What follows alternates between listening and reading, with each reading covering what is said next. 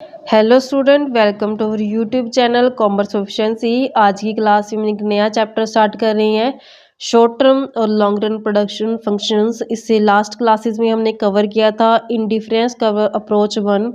अगर अभी तक आपने लास्ट वीडियोस नहीं देखी, देखिए ताकि आपके स्टडी में कंसिस्टेंसी बनी रहे। अगर अभी तक आपने मेरे चैनल कॉमर्स प्रोफिशिएंसी को सब्सक्राइब नहीं किया, सब्सक्राइब कीजिए ताकि जब भी मैं न्यू वीडियोस अपलोड करूं सबसे पहले नोटिफिकेशन आपके पास जाए, आप वीडियोस को सबसे पहले देखो और आपकी स्टडी बूस्टअप हो। तो स्टार्ट करते हैं चैप्टर को। यहाँ पे हमारे पास लॉन्ग क्वेश्चन के पॉइंट ऑफ व्यू से हमारे पास क्वेश्चन है जो बनते हैं शॉर्ट रन का और लॉन्ग रन का। बहुत इंपॉर्टेंट चैप्टर है, आप इसको बिल्कुल देखिए ताकि आपके जो लॉन्ग क्वेश्चन है वो यहाँ से प्रिपेयर हो जाएं। प्रोडक्शन फंक्शन जानने से पहले हमें देखना होता है कि प्रोडक्शन डिसीजन क्या रहता है। What is a production decision? कि जब भी एक प्रोड्यूसर प्रोडक्शन करना स्टार्ट करता है गुड्स और सर्विसेज का, तो वो इनपुट लगाता है। इनपुट बोल दो या फैक्टर ऑफ प्रोडक्शन बोल दो, जिसमें हम लेके चलते हैं लैंड, लेबर, कैपिटल, एंटरप्रेनर वगैरह। तो यहाँ पे वो इनपुट लगा करके आउटपुट जब लेता है तो उसकी कोशिश रहती है कि जितना उसने इनपुट लिया है वहाँ से एफिशिएंट तरीके से उसका यूज़ करके इनपुट का वो आउटपुट है जो बढ़िया तरीके से ले ले, जिससे उसका जो प्रॉफिट मैक्सिमाइजेशन करने का जो क्या हो मोटिव पूरा हो जाए। यानी कि जो प्रोड्यूसर होता है, जब वो गुड्स को प्रोड्यूस करता है तो प्रोड्यूसर क्या करते हैं, जो इनपुट्स वो यूज़ करते हैं प्रोडक्शन करने के लिए, इनपुट्स बोल दो या फिर फैक्टर ऑफ प्रोडक्शन बोल दो। इसको हम फैक्टर ऑफ प्रोडक्शन भी है जो बोल सकते हैं। फैक्टर ऑफ प्रोडक्शन इसमें क्या आते हैं, हमारे पास आ जाते हैं land, labour, capital and entrepreneur जो शामिल किए जाते हैं। एंटरप्रेन्योर, तो यहाँ पे फैक्टर ऑफ प्रोडक्शन इनपुट्स का यूज़ करके प्रोड्यूसर क्या करता है, ये इनपुट्स होते हैं। इन इनपुट्स का यूज़ करके कंज्यूमर क्या करता है, प्रोड्यूसर क्या करता है, इन इनपुट को यूज़ करेगा, देन उससे क्या करेगा, आउटपुट लेगा। आउटपुट लेगा यानी कि फाइनल गुड्स है जो उसकी बन जाएंगी, जिसको उसने सेल करके प्रॉफिट कमाना होता है। तो जब वो प्रोड्यूसर जो होता है इनपुट को यूज़ करके आउटपुट में कन्वर्ट करता है, तो एक प्रोड्यूसर की कोशिश रहती है कि वो बढ़िया तरीके से अपने इनपुट को यूज़ करे, जिससे उसका जो आउटपुट है जो ज़्यादा से ज़्यादा वो ले पाए। क्योंकि इनपुट को बेटर तरीके से यूटिलाइजेशन करने का मतलब क्या है कि हम जानते हैं कि जो ये इनपुट होती है, ये जैसे लैंड के ऊपर रेंट देना पड़ता है, लेबर को वेज देनी पड़ती है, कैपिटल के ऊपर इंटरेस्ट देना पड़ता है, एंटरप्रेन्योर प्रॉफिट ले जाता है। तो जो ये कॉस्ट आती है हमारी, अपन जानते हैं कि जब हम कॉस्ट के अंदर प्लस करते हैं प्रॉफिट, तो हमारे पास क्या बन जाता है, सेल प्राइस बन जाता है, जिसके ऊपर हमने प्रोडक्ट को सेल करना होता है। तो जो ये हमारे इनपुट होती है इसके ऊपर क्या आते हैं, कॉस्ट आती है। तो इस कॉस्ट में हम कुछ परसेंटेज मार्जिन ऐड करके प्रॉफिट का तो सेल करते हैं। तो यहाँ पे एक प्रोड्यूसर का मेन मोटिव क्या होता है, प्रॉफिट को मैक्सिमाइजेशन करना होता है। प्रॉफिट क्या कर दे अपना प्रोड्यूसर, मैक्सिमम से मैक्सिमम ले, मैक्सिमाइजेशन करे। मैक्सिमम प्रॉफिट कब होगा, जब उसकी कॉस्ट ऑफ प्रोडक्शन क्या आएगी, कम होगी। अगर उसकी कॉस्ट ऑफ प्रोडक्शन कम आएगी तो ऑब्वियस है कि प्रॉफिट क्या हो जाएगा, उसका ज़्यादा हो जाएगा। तो इस कारण से एक प्रोड्यूसर क्या करता है, बिल्कुल सोच समझ के डिसीजन लेता है इन इनपुट्स के यानी कि फैक्टर ऑफ प्रोडक्शन के रिगार्डिंग, ताकि वो बेटर तरीके से यूटिलाइज करे उनका, जिससे उसके प्रॉफिट मैक्सिमाइजेशन का जो ऑब्जेक्ट है वो अचीव हो जाए। तो इसके लिए उसको बहुत सारे डिसीजन लेने पड़ते हैं, यानी प्रोडक्शन डिसीजन लेने पड़ते हैं कि क्या प्रोड्यूस करे, कैसे प्रोड्यूस करे, कब प्रोड्यूस करे, क्यों प्रोड्यूस करे। तो सारे क्वेश्चंस के जो आंसर है प्रोड्यूसर है जो लेने की कोशिश करता है, इसकी बुकिश एक्सप्लेनेशन कवर करते हैं हम। कहते हैं production decision refer to the decision of a producer. तो यहाँ पे प्रोडक्शन डिसीजन कहता है वो डिसीजन होता है जो प्रोड्यूसर लेता है। कंबाइन इनपुट और फैक्टर ऑफ प्रोडक्शन, जहाँ पे वो इनपुट या फिर फैक्टर ऑफ प्रोडक्शन जिसे बोल सकते हैं उसका यूज़ करेगा टू प्रोड्यूस आउटपुट, क्या करने के लिए, आउटपुट को प्रोड्यूस करने के लिए। So as to maximize profit, क्या हो जाए, उसका प्रोड्यूसर का जो मेन मोटिव है प्रॉफिट को बढ़ाना वो पूरा हो जाए। प्रोडक्शन इन्वॉल्व कहता है प्रोडक्शन के अंदर क्या शामिल किया जाता है, कंबाइन किया जाता है दो या दो से ज़्यादा फैक्टर ऑफ प्रोडक्शन को, ताकि उससे आउटपुट है जो प्रोड्यूस किया जाए। जैसे थ्योरी ऑफ डिमांड है, थ्योरी ऑफ प्रोडक्शन में हम पढ़ते हैं कि हाउ ए प्रोड्यूसर की कैसे एक प्रोड्यूसर और एक फर्म यूज़ करे अपने रिसोर्सेज को बढ़िया तरीके से, जिससे उसका जो मैक्सिमम प्रॉफिट लेने का ऑब्जेक्ट है वो पूरा हो जाए। क्योंकि जो भी हमारे एंटरप्राइजेज बनाई जाती हैं तो हर किसी का मेन ऑब्जेक्ट क्या होता है, प्रॉफिट को बढ़ाना होता है। सिंस द प्रोड्यूसर और the firm are both suppliers in the product market, यहाँ पे प्रोड्यूसर जो होते हैं, जो फर्म होती है वो सप्लाई करते हैं अपने प्रोडक्ट को प्रोडक्ट मार्केट के अंदर, जिससे कंज्यूमर क्या करता है, उसको यूज़ करता है। Consumer in the input market, consumer के इनपुट मार्केट के कंज्यूमर क्या करता है, उस प्रोडक्ट को यूज़ करता है। They have to make the following decision regarding production, तो यहाँ पे जो प्रोड्यूसर होता है उसको सोच समझ के बहुत सारे डिसीजन लेने पड़ते हैं, ऐसा डिसीजन जिससे उसको मैक्सिमम प्रॉफिट मिल जाए। जैसे what should the firm produce, कि क्या प्रोड्यूस करे firm. How should the firm produce its output, कैसे करे। How much should the firm sell, कैसे इसको सेल करे अपने प्रोडक्ट को। एंड एट व्हाट प्राइस, किस प्राइस के ऊपर सेल करे। How should the firm promote its product, कैसे फर्म अपने प्रोडक्ट को जो प्रमोट कर सकती है। These decisions play crucial role in the concept of production, तो ये एक मेन रोल प्ले करते हैं प्रोडक्शन कंसेप्ट के अंदर। एज ऑन दिस डिसीजन, कहते जो डिसीजन होते हैं इन्हीं के ऊपर डिपेंड करता है जो गोल होता है सेल बढ़ाने का और प्रॉफिट को बढ़ाने का। क्योंकि फर्म या प्रोड्यूसर क्या करता है अपने प्रॉफिट को बढ़ाने के लिए, या तो वो सेल बढ़ा देगा तब प्रॉफिट बढ़ जाएंगे, अगर वो प्रॉफिट मैक्सिमाइजेशन के लिए प्राइजेस हाइक करके भी अपना मतलब करेगा, प्रॉफिट को हाई तक कर सकता है, तो अपनी कॉस्ट को, इनपुट कॉस्ट को कम करके भी अपने प्रॉफिट को बढ़ा सकता है। तो यहाँ पे simply but crucially the producers, यहाँ पे कहते हैं सिंपली अगर देखा जाए तो प्रोड्यूसर जो होता है वो चूज़ करता है एक एप्रोप्रिएट टेक्नोलॉजी इसके लिए, यानी कि बढ़िया तरीके की टेक्नोलॉजी जो प्रोड्यूसर है जो यूज़ करता है, जिससे जो उसके इनपुट वो यूज़ कर रहा है फैक्टर ऑफ प्रोडक्शन, इनको यूज़ करके एक प्रोड्यूसर प्रोसेस के थ्रू फिर उसको आउटपुट में कन्वर्ट कर रहा है। तो उसको इस तरीके से एफिशिएंट तरीके से इनपुट को जो यूज़ करे एक प्रोड्यूसर है, जिससे उसका प्रॉफिट मैक्सिमाइजेशन करने का जो ऑब्जेक्ट है वो पूरा हो जाए।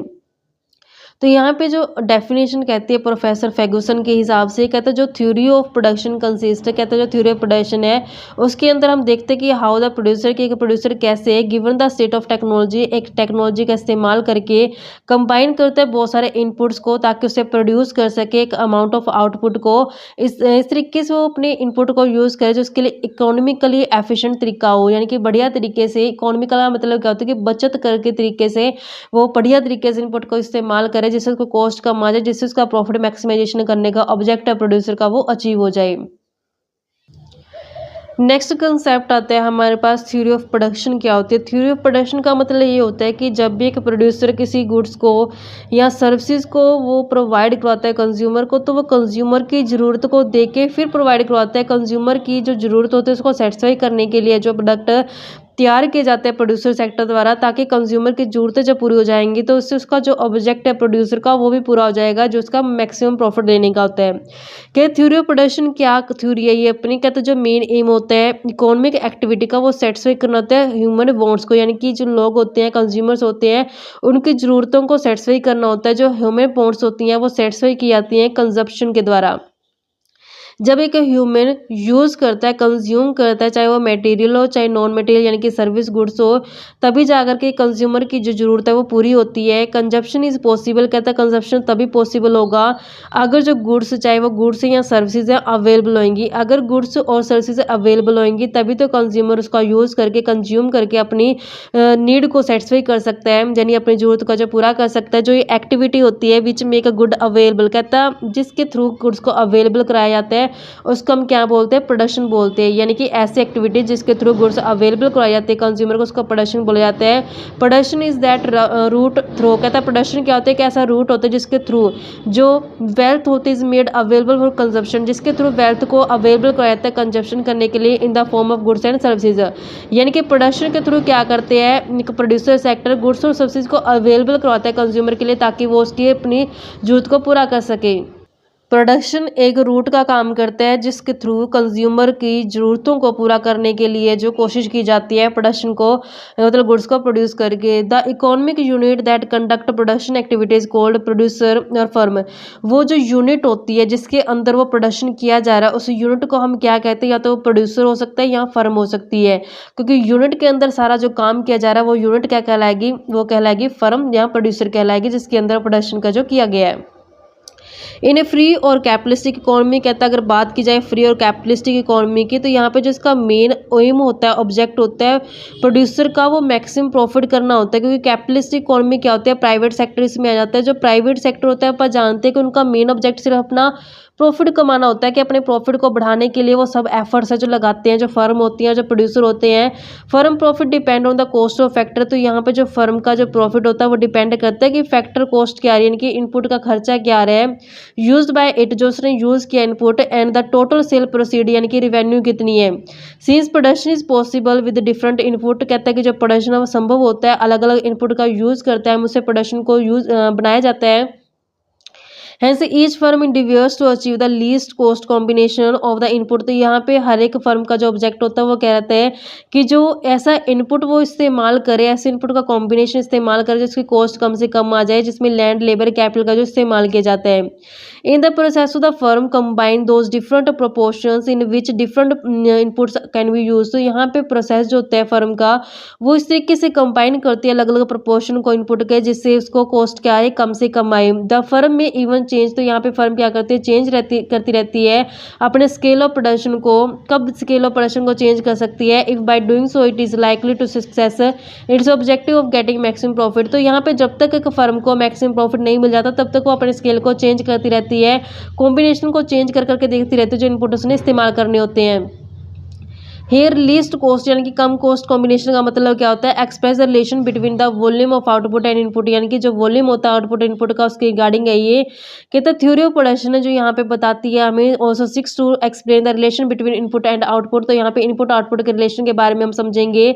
जो थ्योरी है प्रोडक्शन की वो मेनली कंसर्न है विद टू थिंग, कहते हैं दो चीजें इसमें पढ़ते हैं, एक तो होता है प्रोडक्शन फंक्शन, एक आता है लॉ ऑफ प्रोडक्शन और लॉ ऑफ रिटर्न्स, इसमें पढ़ते हैं। अगर मैं इसको ओवरव्यू दूँ यहाँ से यहाँ तक पॉइंट को, तो हम समझ सकते हैं इसको। कहते हैं कि जो कैपिटलिस्टिक इकोनॉमी होती है या फिर फ्री इकोनॉमी होता है, कैपिटलिस्टिक इकोनॉमी कौन सी होती है, जिसमें हम प्राइवेट सेक्टर का जो लेके चलते हैं। कैपिटलिस्टिक इकोनॉमी के अंदर आ जाता है प्राइवेट सेक्टर। प्राइवेट सेक्टर का काम क्या होता है, सिर्फ अपना प्रॉफिट देखना होता है। उसका मेन ऑब्जेक्ट होता है कि कैसे अपने प्रॉफिट का जो मैक्सिमम से मैक्सिमम ले सकते हैं, मैक्सिमाइजेशन कर सकते हैं, अपने प्रॉफिट को जितना हो सकता है वो बढ़ाने की कोशिश करती है। तो यहाँ पे हम जानते हैं कि जब हम कॉस्ट के अंदर प्लस कर देते हैं प्रॉफिट को, तो हमारे पास क्या आ जाता है, सेल प्राइस आ जाता है, जिसे हम रिवेन्यू बोलते हैं, सेल प्राइस आ जाता है।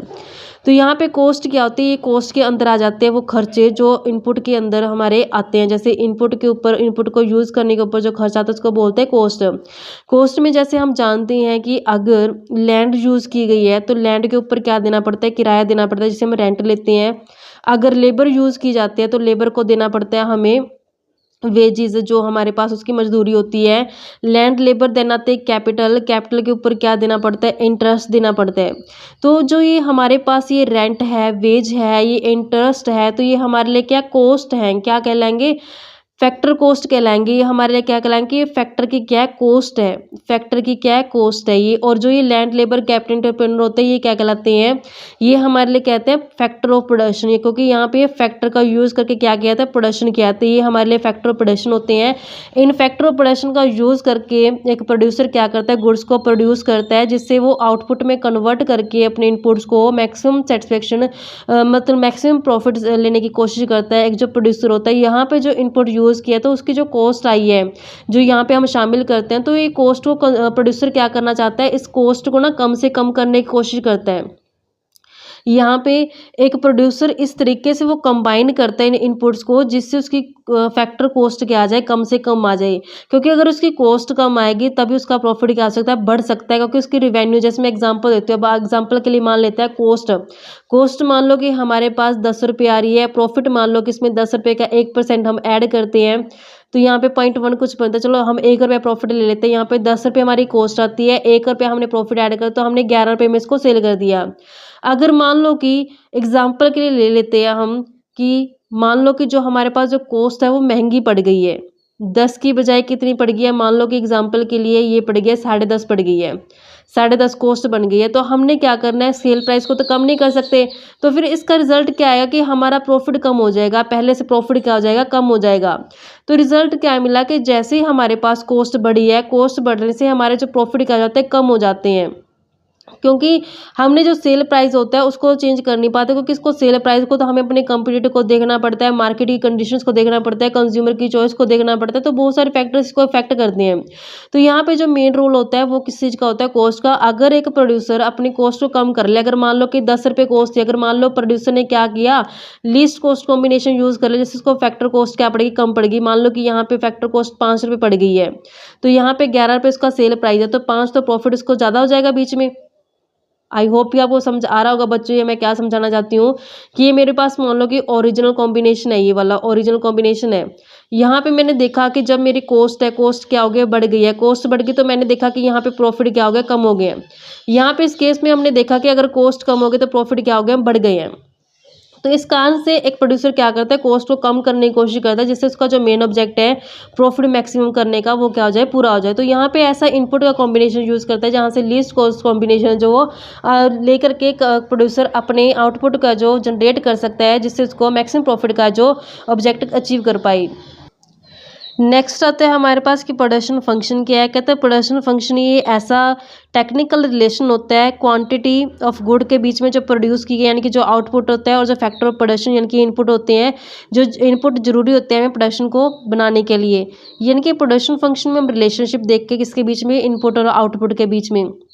अगर डेफिनेशन देखी जाए कॉस्ट फाइनेंस की, तो कहते हैं कि production is purely technical relation होता है, यानी कि प्रोडक्शन का एक रिलेशन बताता है किसके बीच में कनेक्ट होता है, फैक्टर इनपुट के बीच में और आउटपुट के बीच में। यानी कि जो फैक्टर इनपुट यूज़ की गई है उसको इस्तेमाल करके कितना आउटपुट किया गया, तो इसके रिलेशन को हम किस में लेके चलते हैं, प्रोडक्शन में। तो हम इसको किस तरीके से एक्सप्रेस कर सकते हैं, तो कहता है जो प्रोडक्शन फंक्शन है इसको एक्सप्रेस करने के लिए हमने एक इक्वेशन यूज़ की है, वाई डिनोट करते हैं किस चीज़ को, प्रोडक्शन फंक्शन को, और ये एफ होता है फंक्शन। इक्वेशन बनाएं अगर प्रोडक्शन फंक्शन की, वाई यानी कि प्रोडक्शन, एफ मतलब फंक्शन, किस चीज़ का फंक्शन है, एल मतलब लेबर का, के मतलब कैपिटल का, एस मतलब लैंड का। तो यहाँ पे प्रोडक्शन है जो फंक्शन कहलाता है लेबर, कैपिटल और लैंड का। तो यहाँ पे अब जो प्रोडक्शन फंक्शन है ये अलग अलग टाइप के होते हैं। ये कितने टाइप के होते हैं जो प्रोडक्शन फंक्शन होता है, कहते हैं फर्म इंक्रीज करते हैं अपने आउटपुट को या तो इम्प्रूव करते हैं अपनी टेक्नोलॉजी को। अगर बढ़िया टेक्नोलॉजी का इस्तेमाल करके तब भी आउटपुट बढ़ जाएगा। अगर जो इनपुट इस्तेमाल किए जा रहे हैं आउटपुट बढ़ाने के लिए, अगर उन इनपुट को बढ़ा देगी तब भी कंपनी क्या कर सकती है, प्रोड्यूसर क्या कर सकता है, आउटपुट को बढ़ा सकते हैं। या तो टेक्नोलॉजी को इंप्रूव कर दे, बढ़िया टेक्नोलॉजी यूज़ कर ले, या फिर इनपुट जो यूज़ की जा रहा है इनपुट को बढ़ा दे। दोनों तरीकों से एक प्रोड्यूसर क्या कर सकता है, आउटपुट को जो बढ़ा सकते हैं। द प्रोडक्शन फंक्शन समराइज कहते हैं जो प्रोडक्शन फंक्शन में हम सम करते हैं, टोटल करके चलते हैं जो करेक्टरिस्टिक्स होते हैं एग्जिस्टिंग टेक्नोलॉजी की जो हम एक टाइम पे यूज़ कर रहे हैं। और in other words it assume the technology to be given. तो यहाँ पे हम जानते हैं कि टेक्नोलॉजी जो होते हैं एक पॉइंट ऑफ टाइम के ऊपर क्या मानते हैं, उसको कांस्टेंट मान के चलते हैं, क्योंकि टेक्नोलॉजी को एकदम से हम चेंज नहीं कर सकते, थोड़ा टाइम लगता है उसमें।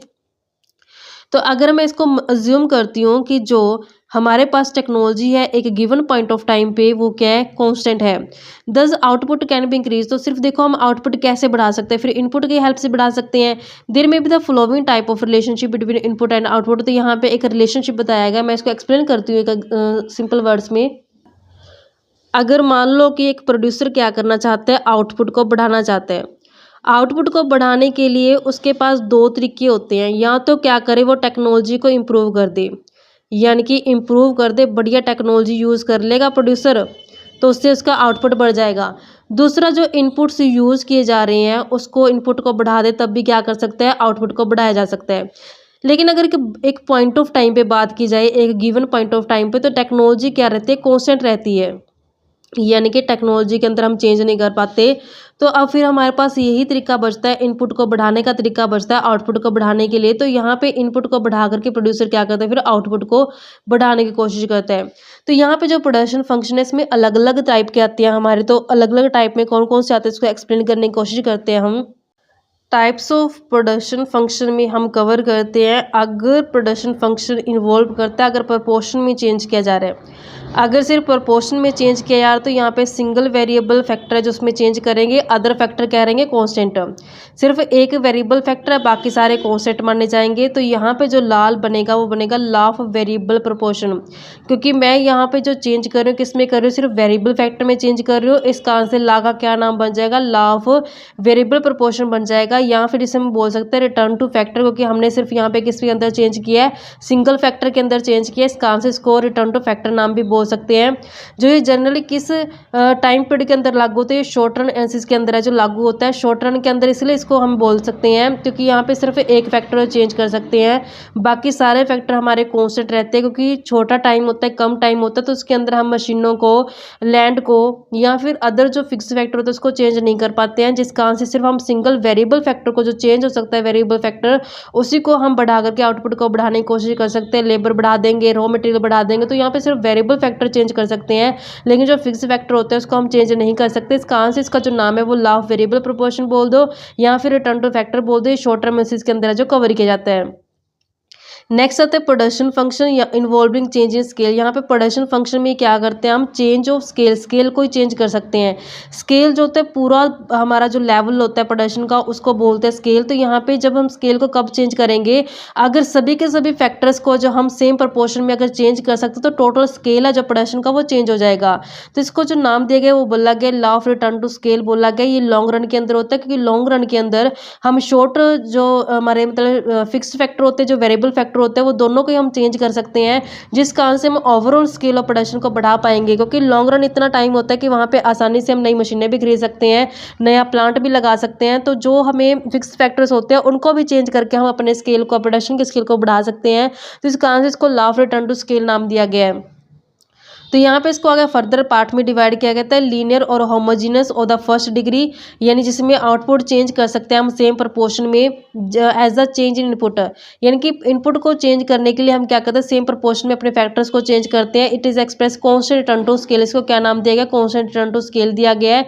इसको जब मैं एक्सप्लेन कराऊंगी बच्चों तब उसके अंदर आपको अच्छे समझ में आ जाएगा। ये तो जस्ट आपको पॉइंट ऑफ व्यू थोड़ा सा दिया हुआ है, जब मैं इसकी फुल एक्सप्लेनेशन बनाऊंगी तब आपको इसमें अच्छे से क्लियर हो जाएगा। दूसरा टाइप आता है नॉन लीनियर, ये लीनियर होता है, नॉन लीनियर ये होमोजीनियस होता है, ये नॉन होमोजीनियस होता है। प्रोडक्शन फंक्शन होता है डिग्री ग्रेटर और लेस देन, क्योंकि यहाँ पे तो सेम होता है प्रोपोर्शन, यहाँ पे वो लेस भी हो सकता है ग्रेटर भी हो सकती है डिग्री। तो यहाँ पे जो former related increasing return to scale, अगर कहता है फॉर्मर, फॉर्मर का मतलब होता है ग्रेटर वाला, अगर ये ग्रेटर तो इंक्रीजिंग रिटर्न टू स्केल को बताएगा, लेटर लेटर का मतलब जो लेस वाला है तो डिक्रीजिंग रिटर्न टू स्केल को जो बताएगा। ये इंपॉर्टेंट क्वेश्चन है अपने आप में, ये भी अपने आप में क्वेश्चन बनता है, ये भी अपने आप में क्वेश्चन बनता है। तो मैं आपको प्रॉपर तरीके से समझाऊंगी क्योंकि मोस्ट इंपॉर्टेंट क्वेश्चन है बच्चों, जिसके एग्जाम में आने के चांसेस 99.9% बनते हैं। तो नेक्स्ट हमारे पास जो पार्ट बनता है production function involving change in proportion और स्केल। यहाँ पे हम क्या करते हैं, सिर्फ चेंज करते हैं प्रोपोर्शन या फिर स्केल को।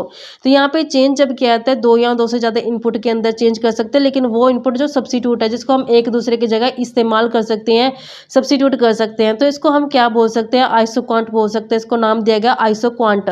इसको हम इसके अंदर कवर करते हैं इनपुट जो यूज़ किया था फिक्स प्रोपोर्शन के अंदर, आउटपुट क्या रहता है सेम ही रहता है। इनपुट जो यूज़ किया था वेरिएबल प्रोपोर्शन के अंदर, तो यहाँ पे भी आउटपुट क्या रहता है सेम। या तो हम इसको इनपुट को फिक्स प्रोपोर्शन में यूज़ कर लें या वेरिएबल प्रोपोर्शन में चेंज कर लें, आउटपुट क्या रहेगा यहाँ पे सेम ही रहेगा।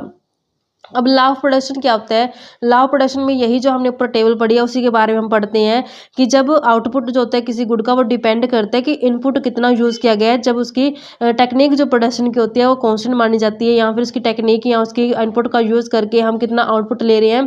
तो यानी कि आउटपुट दोनों चीज़ों के ऊपर डिपेंड करता है कितने इनपुट यूज़ की गया और किस टाइप की हमने टेक्नोलॉजी का इस्तेमाल किया गया है। कहते हैं जो प्रोड्यूसर होता है वो डिज़ायर रखता है, यानी कि हर एक प्रोड्यूसर का मेन जो उद्देश्य होता है वो ये उद्देश्य होता है कि चेंज करे अपनी क्वांटिटी ऑफ आउटपुट को, कि आउटपुट बढ़ाना ही हर एक प्रोड्यूसर का जो मेन ऑब्जेक्ट होता है, जिससे वो अपने इनपुट को चेंज करना पड़ता है। उसे इनपुट को चेंज करके है जो एक प्रोड्यूसर आउटपुट को बढ़ा सकता है।